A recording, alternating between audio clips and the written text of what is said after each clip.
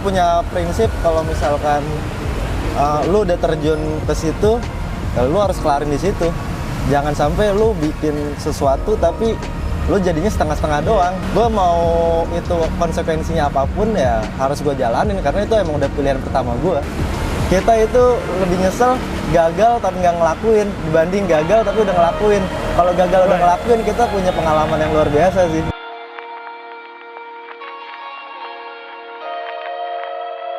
Apa kabar Mas Farhan? Alhamdulillah baik. Mas Farhan, halo, perkenalkan kami dari Ide Kita. Kita mau coba bincang-bincang sedikit ya Mas Farhan ya mengenai Oke, siap. mengenai Coffee House. Jadi, Mas Farhan, ini saya lihat lucu banget ya konsepnya itu ya. Sebenarnya yang melatar belakangi Coffee House seperti ini apa Mas Farhan? Idenya muncul dari mana ini Mas? Idenya sih ya ini sih awalnya kan kita sebelumnya udah pernah buka juga tuh. Oke. Kita modelnya rukoan lah, kios-kios semi rukoan lah gitu. Tapi waktu itu kita pernah kena PSBB pada zaman awal-awal lah, awal COVID lah. Pandemi ya. Benar. Oke. Nah di situ kita udah muter tuh, ada beberapa karyawan, ada beberapa yang butuh digaji lah intinya gitu kan. Nah, kalau misalkan kita tetap kayak gitu, bingung juga buat masalah gaji karyawan dan lain-lain kan. Benar. Nah, akhirnya kita mutusin karena waktu itu juga mentok juga sama pembaruan perpanjang kontrak di rukonya. Oke. Nah, jadi kita mikir tuh, gue pribadi sih mikir gimana kalau misalkan ini gue tetap mau jalan kedainya, tapi nggak harus nutup gitu kan. Kalau di sana kita udah bingung juga tuh buat perpanjang gimana tuh. Karena dari awal banyak nutupnya ya kan. Karena kan waktu itu emang ketat banget kan PSBB. Betul. Nah, akhirnya ya udah gue coba buat bikin suasana di luar. Mungkin karena gue lihat yang kaki 5 ini sedikit lebih aman gitu kan. Oke. Ya udah, gue bikin awalnya gue pengen gerobakan tuh. Oke.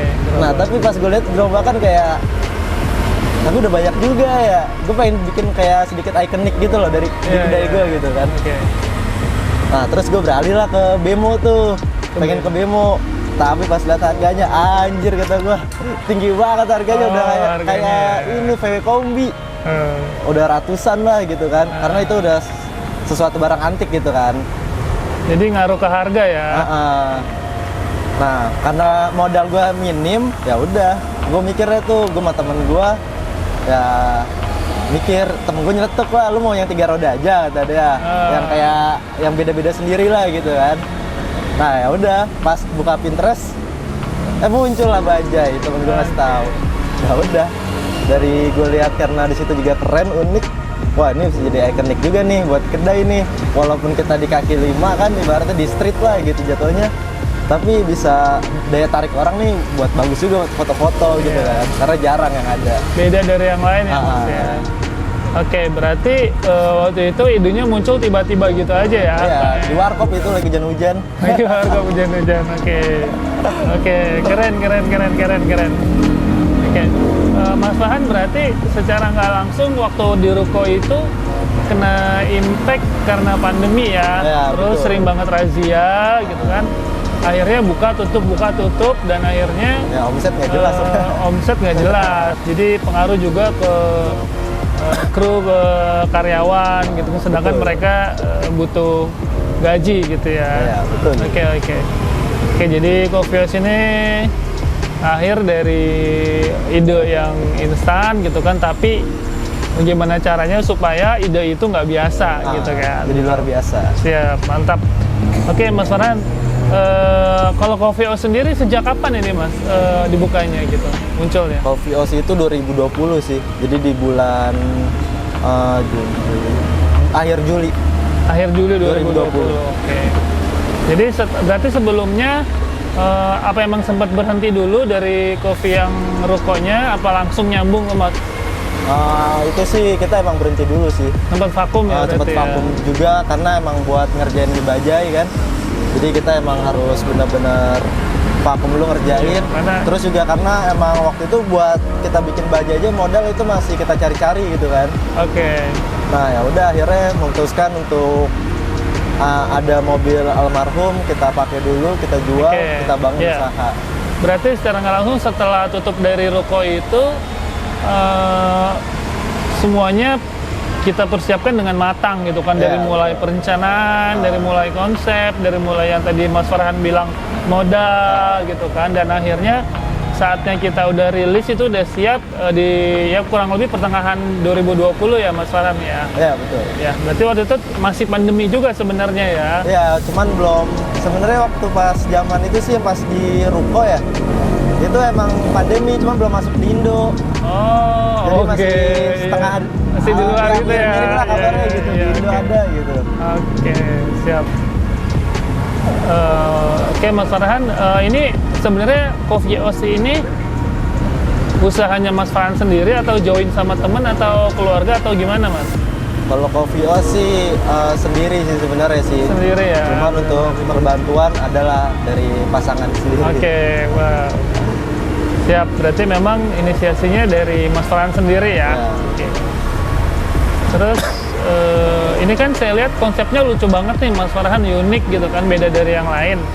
Dengan tema-tema baja yang ikonik, terus dikasih aksen-aksen lampu-lampu yang apa ini ya, agak-agak remang-remang gitu kan, di penempatan di positioningnya juga di pinggir jalan gitu ya. Terus sebenarnya cara memilih lokasinya itu gimana Mas? Atau memang baja itu emang harus di pinggir jalan, apa memang nggak boleh di dalam ruko atau gimana Mas untuk penentuan lokasinya Mas Farhan?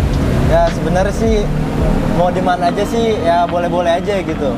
Cuman kan balik lagi kalau saya pribadi sendiri pengennya kayak di luar lah gitu. Apalagi sekarang kan kita lokasinya ada di Galaxy nih. Kenapa kita milihnya di pinggir jalan ya karena biar orang lebih banyak yang lihat aja gitu, karena kan ini kan dengan ikonik bajai sendiri ya. Jadi orang lihat ini ada apa nih bajai gitu kan, baru dia masuk ternyata jualan kopi loh gitu ya. Nah di situ buat daya tarik sih sebenarnya sih. Berarti selama ini masih di pinggir-pinggir jalan ya, di Bekasi nih Mas Farhan ya. Kalau Coffee Oz itu namanya kenapa pakai nama Coffee Oz, terus filosofinya apa sih Mas Farhan sebenarnya, ada nggak sih, apa asal nebak aja gimana? Kalau misalnya masalah filosofi sebenarnya di Coffee Oz itu namanya khusus saya bentuk karena jujur aja kalau gue pribadi kayak lebih pengen impian gue gitu ya, jadi seorang entrepreneur gitu kan, jadi pengusaha gitu kan, impian pribadi itu kan. Nah di sini juga gue dulu sebenarnya ngejalanin kayak YouTube juga gitu. Ada channel YouTube ya, subscribernya masih kecil lah, tapi udah puluhan ribu lah. Mantap. Nah tapi dengan nama Coffee Oz ini sebenarnya gue ambil dari awalnya itu ya dari nama YouTube gue dulu kan YouTube gue OS Farhan tuh. OS Farhan ya. Nah sekarang gue ambil lagi bawa ke kedai di usaha gue sekarang, bawa ada namanya Coffee Oz. Jadi tetap bawa nama OS-nya itu ya. Siap, oke. Kalau nama Coffee Oz, kalau OS-nya itu sebenarnya artinya itu 1 second sih. 1 second. Jadi artinya 1 detik. Jadi tuh gue dari dulu nanamin ke diri gue kayak gue pengen sukses, gue pengen kejar impian gue gitu, gue tanemin dalam 1 detik gitu. Jadi kita udah punya pemikiran nih, udah punya tujuan nih, apa yang harus kita gerak, apa yang harus kita buat intinya. Nah kita harus langsung buat itu secepatnya juga. Harus secepat mungkin ya. Jadi nggak ada kata-kata nantilah. Nggak ada gitu. Menunda-nunda lagi gitu ya. Wih, keren Mas filosofinya. Siap. Oke, dari tadi kita udah bicara mengenai nama, terus konsep, terus ide mulai dari mana, dan sebenarnya selama ngejalanin bisnis ini sebelum ke kopi ya, sebelum ke konsep ini, Mas Farhan kenapa sih di pandemi ini malah ngebuka usaha gitu? Kenapa sih malah ngebuka kopi khususnya gitu? Padahal kan lagi susah gitu, lagi pandemi gitu. Kenapa Mas? Nah, kalau misalkan kayak gitu sih balik lagi sih. Karena kan awalnya itu kita udah di kopi ya gitu. Dari awal yang pertama buka udah di kopi. Udah di kopi. Gue sih punya prinsip kalau misalkan lu udah terjun ke situ, ya lu harus kelarin di situ. Jangan sampai lu bikin sesuatu tapi lu jadinya setengah-setengah doang. Harus tuntas ya. Harus tuntas dulu gitu. Jadi gue mau itu konsekuensinya apapun ya harus gue jalanin karena itu emang udah pilihan pertama gue. Gitu. Wih, siap, luar biasa. Walaupun waktu itu lagi pandemi ya udah hajar terus aja lah ya. Karena yang kan penting, masalah rezeki udah ada yang ngatur. Iya, yang penting kita action dulu ya, Mas Farhan ya. Oke, keren. Terus Mas kalau selama di kedai ini kan pasti udah punya pelanggan ya, Mas Farhan ya. Dari awal buka tuh sampai sekarang tuh pasti udah berbagai macam pelanggan pasti pernah coba di Coffee House ini. Dan sebenarnya pernah ada masukan atau komplain nggak sih Mas buat Mas Farhan, dan Mas Farhan itu nganggap komplain atau kritik dan saran dari customer itu seperti apa sih Mas? Sebenarnya sih kalau untuk komplain sih ya pasti setiap usaha pasti ada dari komplain ya. Nggak harus dari menunya kadang kan, nggak harus dari rasanya. Tapi beberapa sih ada yang masuk. Kayak salah satu contohnya itu kayak mungkin yang di ruko yang sebelumnya ya, yang sebelum buka Bajai itu banyak beberapa komplainan dari kayak salah satunya itu kayak penyambutan dari customer gitu. Oke. Terus kalau misalkan yang kayak di sini yang gue alamin sih kayak mungkin orang pada kaget. Dulu kan menu-menu di sana tuh kayak banyak ada makanannya. Kayak sekarang kan ya kita kan tempatnya sederhana kayak gini kan. Ya gimana caranya kita mencukupi aja gitu. Jadi mungkin komplainan untuk saat ini sih yang gue alamin kayak menu-menu yang di sana tuh lumayan nggak banyak kebawa ke sini gitu. Oke, dari menu ya. Tapi Mas Farhan nganggap komplainan atau dari tadi yang mengenai kritik mengenai menu itu Mas Farhan jadi motivasi dong harusnya. Iya, motivasi banget sih, pengen gedein tempat sih, pengen punya tempat sendiri sih. Amin. Jadi biar menu-menunya tuh komplit semua dah. Amin semua ada lah ya. Siap. Oke, berarti Mas Farhan lumayan ngerasain transisi dari yang namanya ruko yang semua menu ada, atau pindah ke coffee street, bisa dibilang coffee street ini, dan ya lumayan banyak perubahan berarti ya, Farhan betul, ya. Banyak banget. Ya, berarti challenge-nya untuk tantangannya sendiri nih buat Mas Farhan apa nih Mas? Usaha kopi dan khususnya mungkin dengan konsep seperti ini, challenge-nya apa sih Mas? Buat memotivasi diri Mas Farhan ke depannya itu seperti apa Mas challenge-nya? Challenge untuk diri sendiri sih dan untuk usaha Coffee House sih ya banyak sih. Salah satunya sih ya pengen ngebangun ini kan di Galaxy ya, tempat yang khususnya itu tempat kuliner Bekasi lah gitu kan. Ya, pusatnya lah ya gitu dibilang. Nah, kenapa kita juga salah satu milih di sini? Karena gue pengen ngebuktiin gitu. Kayak gue tuh bisa walaupun dengan budget minim, gue pengen memulai usaha dengan budget minim, tapi gue bisa memajukan usaha itu di tempat yang ibaratnya yang udah gede banget lah gitu. Jadi tujuan gue selanjutnya sih gue pengen lebih banyak mengenal di Coffee House. Terus yang kedua juga gue juga pengen Coffee House itu lebih maju, punya tempat yang besar gitu. Pengen punya tempat yang bisa orang-orang nikmatin, banyak orang gitu yang nikmatin Coffee House gitu. Berarti secara targetnya harusnya nggak cuma pecinta kopi dong Mas, maksudnya semua kalangan bisa datang ke Coffee House. Karena kan balik lagi tujuan gue kan emang buka usaha, emang gue hobi di kopi. Cuman balik lagi gue ngejalanin bisnis ini ya untuk bisnis, bukan untuk kayak sekedar hobi dagang, bukan. Cuman gue pengen memperluas bisnis gue aja sih gitu. Berarti bisnis ya, selain kecintaan terhadap kopi, berarti bisnis juga Mas Farhan termasuk faktor yang lumayan besar juga ya. Apalagi sekarang Mas Farhan memang sudah cinta di kopi, ya udah harus diselesaikan gitu, jangan setengah-setengah. Siap, keren. Lalu dari Mas Farhan ini selama dari pandemi sampai sekarang ini di penghujung tahun 2021, secara omset atau pemasukan itu seperti apa? Karena tadi Mas Farhan sempat singgung mengenai di tempat yang lumayan besar, tapi hanya memodalkan minim. Gimana caranya kita bisa survive gitu kan. Dan sebenarnya dari kiat-kiatnya Mas Farhan itu dengan konsep yang unik, dengan mungkin kopi yang signature-nya sendiri ada juga gitu kan. Nah itu gimana Mas Farhan menanggapinya? Jadi secara omset itu ada traffic kenaikan atau stagnan, atau memang ya namanya usaha gitu-gitu aja, atau gimana Mas? Kalau khususnya kalau di sini sih ya sebenarnya sih alhamdulillah lah gitu ya. Tapi kalau misalkan tahu dari awal buka yang di Galaxy ini ya, kayak di konsep Bajai, itu emang ya namanya orang baru buka ya 1 hari sampai 7 hari sampai seminggu lah intinya. Ya itu karena masih ramai dengan ramai temen kan. Oke, tapi relasi ya. Terus setelah itu sih ya gitu, karena ini konsep baru ya kan, di pinggir jalan juga, dengan di Galaxy dengan tempat-tempat yang udah bagus semua gitu, dengan konsep yang kecil tapi ya sedikit unik gitu kan. Ya susah sih awal-awalnya mah. Itu pokoknya bulan pertama itu dapat perjuangan, dapat omset sehari 100.000 ya udah bersyukur banget awal-awal. Iya. Karena omset pertama itu kalau yang udah setelah 7 hari open ya, itu ngerasain omset gocap 70. Kecil banget, tapi setelah sebulan kemudian sih ya alhamdulillah, karena kan mungkin orang yang awalnya hanya ngeliat-liat pengen masuk tapi bingung ini apaan gitu kan.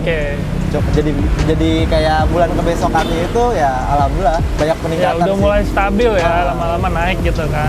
Dan alhamdulillah setiap bulan itu selalu ada growth sih. Amin. Yang penting selalu ada growth dan eksis kan. Iya, Yang betul. penting kita bisa terus jualan gitu kan. Jadi yang penting sehat ya Mas Farhan ya, supaya kita bisa terus tetap berkarya. Siap. Oke Mas Farhan, dari tadi kita udah ngebahas panjang lebar nih mengenai apa namanya itu Coffee House, lalu konsep, terus produknya sendiri gitu kan. Dari mulai tempat juga, terus challenge, dan Mas Farhan, ini kan sebenarnya pembuka usaha gini perlu perjuangan yang tekad yang bulat gitu ya, katakanlah kita harus berjuang, buang waktu, harus berkorban tenaga, pasti harus pikiran juga, dan strategi pemasaran juga tentunya. Dan gimana Mas Farhan, kira-kira ada nggak sih kiat-kiat buat teman-teman nih yang mau buka usaha gitu kan? Karena di saat-saat seperti ini mungkin perlu tantangan atau keyakinan yang sangat-sangat besar gitu supaya kita harus buka usaha gitu, khususnya di UMKM gitu. Menurut Mas Farhan, kira-kira apa sih Mas kiat-kiatnya gitu ya supaya teman-teman yang mau mulai usaha ini, ayo kita mulai motivasinya gitu. lah, Ya gitu. motivasinya gitu kan. Silakan Mas. Motivasinya sih yang untuk yang mau buka usaha, pertama yang paling penting itu emang siapin mental dulu sih. Karena kita di masa pandemi gini kita nggak ada yang tahu kan. Betul. Kita bisa aja hari ini kita rame, besoknya kita disuruh tutup dulu. Karena beberapa emang hal yang sangat sulit juga sih untuk dilawan sih. Iya, karena memang kebijakan pemerintah ya. Karena ini kebijakan pemerintah juga. Tuh, jadi siapin mental. Yang kedua, jangan takut sih kalau mau usaha sih. Karena masalah rezeki mah udah ada yang ngatur gitu kan. Tapi balik lagi, yang penting kita udah action, kita udah ngebuat ini gimana caranya kita bisa ngeramein usaha kita, ngebuat usaha kita maju. Yang penting kita udah actionnya udah penting banget ya itu. Intinya jangan takut sih. Jangan takut. Ya, lebih baik kita mencoba gagal daripada nggak mencoba sama sekali ya. Karena lebih nyesel gini loh. Kalau menurut gua pribadi, kita itu lebih nyesel gagal tapi nggak ngelakuin dibanding gagal tapi udah ngelakuin. Kalau gagal udah ngelakuin, kita punya pengalaman yang luar biasa sih. Bener banget Mas Farhan, setuju banget kita. Oke, Mas Farhan nih kayaknya pertanyaan saya udah habis gitu kan, udah semuanya. Keren banget Mas Farhan, semoga sukses dan maju terus buat usaha kedai kopinya di Coffee House.